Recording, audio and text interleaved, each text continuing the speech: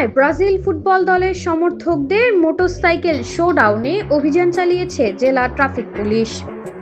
সাইলেন্সারবিহীন motorcycle ব্যবহার, উচ্চ শব্দ সৃষ্টি এবং ড্রাইভিং লাইসেন্স না থাকার অভিযোগে 4 মোটরসাইকেল চালককে মোট 85,000 টাকা জরিমানা করা হয়েছে। রোববার 31 মে বিকাল 4টার দিকে চুয়াডাঙ্গা টাউন ফুটবল মাঠ থেকে ব্রাজিল সমর্থকদের উদ্যোগে একটি মোটরসাইকেল র্যালি বের হয়। র্যালিটি শহরের বিভিন্ন গুরুত্বপূর্ণ সড়ক প্রদক্ষিণ করে।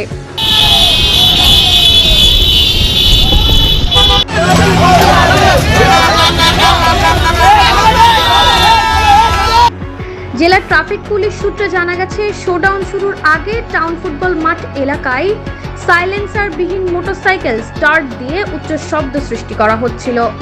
বিষয়টি ট্রাফিক পুলিশের নজরে এলে তারা তাৎক্ষণিকভাবে সেখানে অভিযান পরিচালনা করে। অভিযানকালে সাইলেন্সারবিহীন ও ড্রাইভিং লাইসেন্সবিহীন 4টি মোটরসাইকেল জব্দ করা হয়।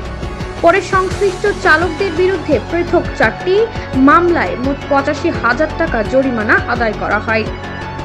জেলা ট্রাফিক পুলিশের এক ঊর্ধ্বতন কর্মকর্তা রেডিও চুয়াডাঙ্গাকে বিষয়টি নিশ্চিত করে বলেন, সাইলেন্সারবিহীন মোটরসাইকেল নিয়ে উচ্চ শব্দের মাধ্যমে জনদুর্ভোগ সৃষ্টি করছিল। পাশাপাশি চালকদের বৈধ ড্রাইভিং লাইসেন্সও ছিল না। এসব অনিয়মের কারণে 4টি মোটরসাইকেল আটক করা হয়। এরপর পৃথক 4টি মামলায় 85,000 টাকা জরিমানা করা হয়েছে।